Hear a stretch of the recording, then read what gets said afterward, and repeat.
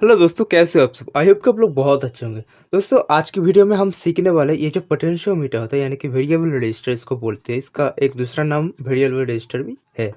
तो हम इसका जो पीछे जो वैल्यू लिखा रहता है उस वैल्यू को हम डिकोड करने वाले हैं। बिकॉज किसी किसी पोटेंशियोमीटर में इसका जो वैल्यू है कुछ अलग तरीके से लिखाया जाता है, यानी कि कुछ उसको कोडिंग के द्वारा बताया जाता है। और कुछ कुछ पोटेंशियोमीटर में हमारा सीधे सीधे उसका वैल्यू लिखा दिया जाता है।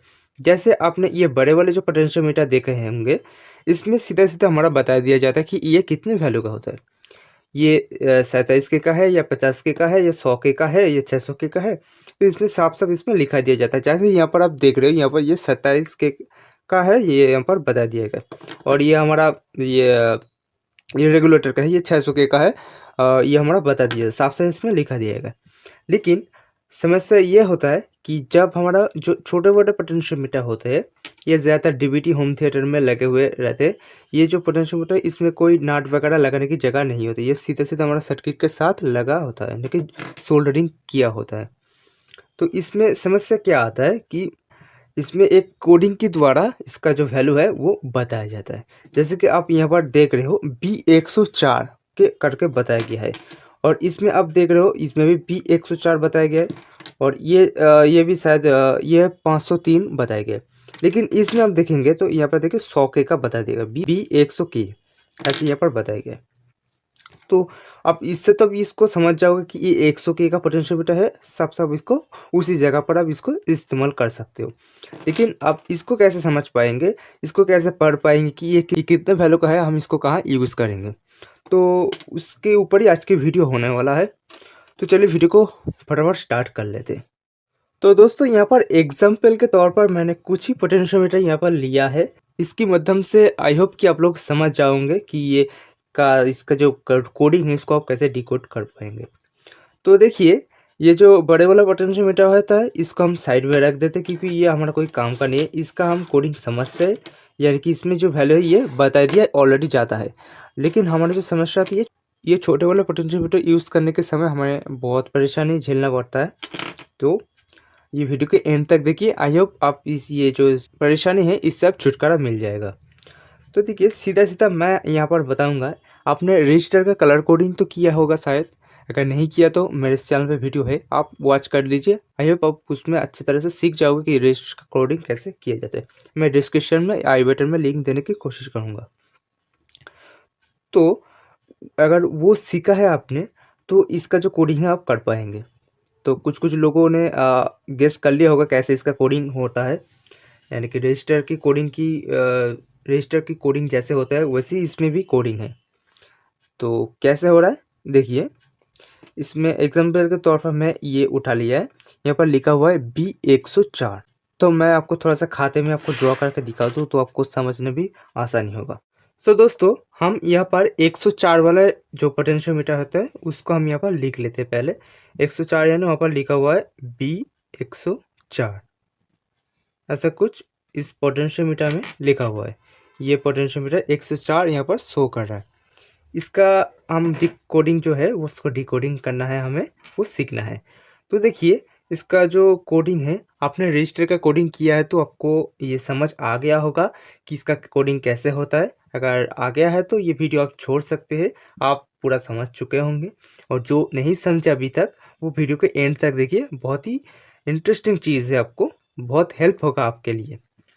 अगर आप ये छोटे-मोटे पोटेंशियोमीटर के लिए काम करते तो आपको बहुत ही हेल्प होगा।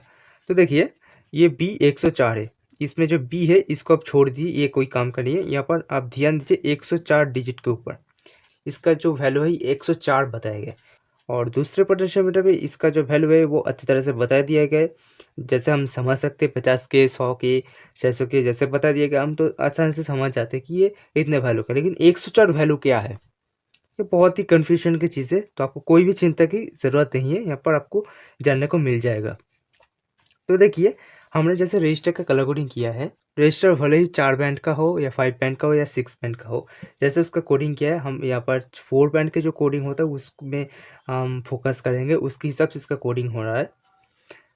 4 बैंड पहले आपको मैं एक बार एग्जाम्पल के तौर पे एक रजिस्टर का आपको कलर कोडिंग करना सिखा देता हूँ। मान लीजिए यहाँ पर हम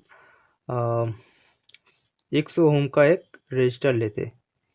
100 ओम का रजिस्टर जो होता है वो कौन से कलर में बैठा होता था? यहाँ पर हमारा पास ब्राउन होता था, ब्लैक होता है एंड फिर से ब्राउन, और लास्ट में जो टॉलरेंस होता है गोल्ड हो। तो ऐसा कुछ यहाँ पर रजिस्टर होता था। देखिए 1 2 3 4 रजिस्टर में ऐसा होता था। हम इसका कोडिंग कैसे करते थे? देखिए मैं यहाँ पर रजिस्टर की जो कोडिंग यहाँ पर सिर्फ एग्जाम्पल के तौर पर दिखा रहा हूँ, आप यहाँ से भी सीख सकते हो, नहीं तो हमारा दूसरा वीडियो है उसमें आप बेहतर तरीके से आप सीख सकते हो, मैं लिंक दे दिया है, आप देख सकते हो वहाँ पर। तो देखिए इसमें कोडिंग कैसे होता था। पहले जो 2 डिजिट होता था वो हम यहाँ पर एक साथ कर लेते थे, क्योंकि ब्राउन मतलब हमारा कोडिंग के हिसाब से 1 आता था, ब्लैक जो है वो हमारा उसका 0 था, और तीसरा वाला जो होता था हमारा मल्टीप्लायर होता था। मल्टीप्लायर होता था, इसका मतलब एक के बाद एक शून्य या 2 शून्य या 3 शून्य, जितना आपका कलर बताए गए उतने उस कलर का जो वैल्यू है उसके हिसाब से हमारा शून्य उसके बाद लगता था। और चौथी जो बैंड था वो हमारा टॉलरेंस माना जाता था, क्योंकि उसकी प्लस माइनस कितने ओम्स तक वो काम कर सकता था। तो वो अलग बात है, हम यहाँ पर सिर्फ कोडिंग के ऊपर ध्यान दे रहे हैं। तो तीसरा जो है मल्टीप्लायर है, और इसका जो मल्टीप्लायर है ये हमारा 10⁻1 है। इसका मतलब हमारा 10, तो हम यहाँ पर 10⁻1 लिखते। तो इसको हम एक साथ कर लेंगे तो 10 × 10 कितना है 100। इसका मतलब 100 ओम आ गया, मैंने 100 ओम बाहर निकालने की फॉर्मूला बताया यहाँ पर। पहले ही मैं यहाँ पर 100 ओम बताया था, तो यहाँ पर 100 ओम बाहर निकल आ गया है। ये तो क्या रजिस्टर की बात आप शायद समझ चुके होंगे। इसी तरह ही यहाँ पर भी कोडिंग होने वाला है। अगर इसका कोडिंग आप समझ चुके होंगे तो इसका कोडिंग भी आप जल्द से जल्द समझ जाओगे। तो देखिए यहाँ पर हम आते, इसमें 104 लिखा हुआ है, इसी तरह ही हम 1 को पहले बिठाते, उसके बाद 0 को रखते, और यहाँ पर 4 बताया गया। 4 बताया गया, इसका मतलब क्या है? आप कोडिंग की तरफ ध्यान दीजिए। मैं यहाँ पर आपका जो रजिस्टर का कलर कोडिंग है उसको मैं चार्ट यहाँ पर दूंगा, चाहते उसका सहारा भी ले सकते हैं। वैसे यहाँ पर उसका सहारा लेने की कोई ज़रूरत नहीं है। यहाँ पर 4 मतलब हमारा मल्टीप्लायर शो कर रहा है। मल्टीप्लायर हमने क्या बताया था? मल्टीप्लायर जो है एक के बाद हमारा जितने उसमें कलर आ रहा है उस कलर के जो वैल्यू है उतने शून्य हमारा एक के बाद लगता है। इसका मतलब यहाँ पर 4 शून्य होगा, तो 4 शून्य हम यहाँ पर बैठा देते, 1 2 3 4। 4 शून्य बिठाने के बाद यहाँ पर क्या निकला है? यहाँ पर एक यहाँ पर कोमा बैठता है, तो इसका मतलब ये हमारा यहाँ पर नहीं, यहाँ पर इसका मतलब ये हमारा 100 के का एक पोटेंशियोमीटर बन गया। 100 के का यहाँ पर देखिए ये भी 100 के का पोटेंशियोमीटर है, और ये भी 100 के का पोटेंशियोमीटर है। डिफरेंस ये है, ये 6 पिन का है और ये 3 पिन का है। और एक डिफरेंस है कि इसमें कोडिंग के द्वारा बताया गया 100 के है, और ये इसमें सीधा सीधा बता दिया गया ये 100 के का है। तो आई होप आपने इसमें डिफरेंस जो है आप समझ चुके होंगे, इसमें क्या डिफरेंस आता था। आप इसकी जगह इसको लगा सकते हो, इसकी जगह इसको लगा सकते हो, कोई भी परेशानी नहीं होगा। तो आई होप आप समझ चुके होंगे कि इसका कोडिंग कैसे होता था। तो ये देखकर आप किसी भी सर्किट में उसकी सब्स्टिट्यूट को आप लगा सकते हो। सपोज अब मान लीजिए ये जो पोटेंशियोमीटर है ये लगा हुआ है या ये लगा हुआ था, तब ये ख़राब हो चुका है, तो अब दूसरा पोटेंशियोमीटर लाए है या सपोज अब मान लीजिए यही पोटेंशियोमीटर था, तो आपने 100 के का बोला, तो अगर उसने 100 के ही दिया है, यानी कि मार्केट से आपने जिस दुकान से परचेस किया उसने 100 के का ही पोटेंशियोमीटर आपको दिया, लेकिन आप ला कर देख रहे हो ये 104 लिखा है। 104 क्या है आपको समझ में नहीं आ रहा होगा।